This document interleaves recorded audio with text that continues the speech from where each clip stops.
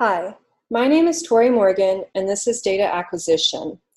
Data acquisition is the last step of the recognition, transduction, acquisition, or RTA scheme of a sensor. Without data acquisition, we wouldn't be able to analyze the signal created from recognition and transduction.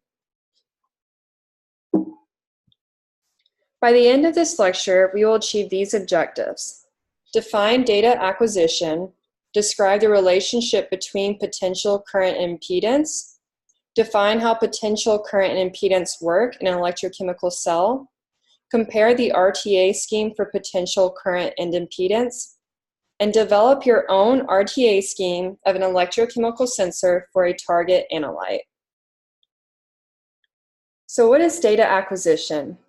Data acquisition is the process of sampling signals that measures real-world physical conditions and converts the resulting samples into numeric values that can be manipulated by a computer, tablet, or smartphone. There are many types of acquisition, with the most common ones being electrochemical and optical. For the sake of time, we will cover electrochemical in this lecture and address optical in the next lecture. However, the Journal of Biosensors and Bioelectronics also features thermometric, that measures temperature, piezoelectric, that responds to mechanical stress, magnetic, senses using the magnetic field, and micromechanical, which analyzes composite materials on the level of individual constituents. If you are interested, you should look into the journal to learn more about the applications for the other types of acquisition. But today, we will discuss the foundation for electrochemical sensing. Electrochemical acquisition monitors electrochemical signals at the surface of the working electrode. It uses either current, potential, and/or impedance, depending on the electrochemical cell, also known as the E-cell. The most common types of an E-cell are potentiometry, amperometry, and electrical impedance spectroscopy. Let's first look at how current, potential, and impedance are all related in the E-cell. Ohm's Law is the foundation behind the E-cell. It was founded by George Ohm, who was a mathematician and physicist, and determined that there's a relationship between potential, current, and resistance, or impedance. The potential increases if current and/or resistance increases. If you rearrange the equation and set it equal to current, you'll see that as you increase potential, you increase current. But if you increase resistance, it decreases the current. So let's take a look at how this might happen in a lab setting. For example, here is a voltammogram that I took with linear sweep stripping voltammetry to analyze mercury. There are other chemical interactions happening that causes changes in current, but to simplify and show Ohm's law, we will pretend that we only have potential and resistance. Analyze this graph for about 10 seconds and think about what it shows.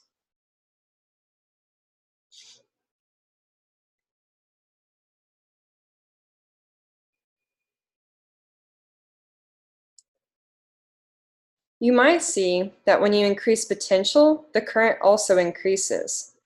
Once the electrode has reached its mass transfer limit and has been saturated with all the mercury ions, the resistance is larger than the potential and current starts to decrease.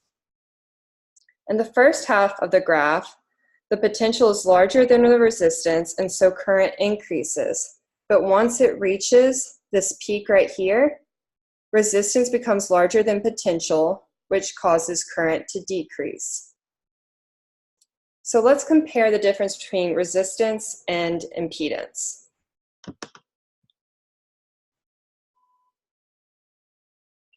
Ohm's law also shows the relationship between potential, current, and impedance. Impedance and resistance are often interchangeable, but are not the same.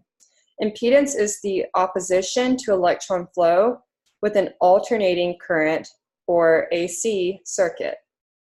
Resistance is a special case of impedance and a direct current, or DC, circuit.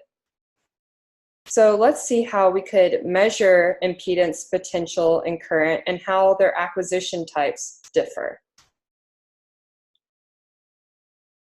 Potential is measured in volts and is denoted by the letter E. It is measured using potentiometry. It begins with recognition of some biological binding, such as a ligand, or uses ion absorption. Then during transduction, a complex formation takes place, or there's ion absorption. This leads to acquisition that shows us a change in the electromotive force, also known as EMF. Potential is the driving force for the flow of electrons in a cell. And EMF is the technical term for the difference in potential between working electrode and the reference electrode. This type of acquisition is measured by a two-electrode system shown here. So the most common example that you may have seen in your chemistry classes are the salt bridges.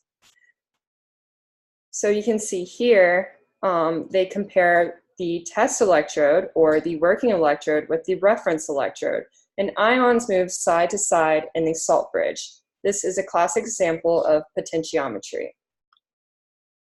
Current is measured in amps and denoted by the lowercase I. Recognition is also done with binding or absorption, and the transduction is an oxidative and or reductive current. The acquisition results in a change of current. Current is a measurement of the rate of the reaction at the surface of the working electrode. This example shows that is done in a three-electrode system with the working electrode, reference electrode, and counter electrode for amperometry. For impedance, it is the measurement of opposition to electron flow or current when a potential is applied using electrochemical impedance spectroscopy. The recognition is also a type of binding or absorption, just like the previous two, with some type of resistance during transduction. That can be solution resistance, diffusive resistance, or charge transfer resistance. The result is a change in impedance. Changing the material properties of the surface of the working electrode will lead to a change in impedance.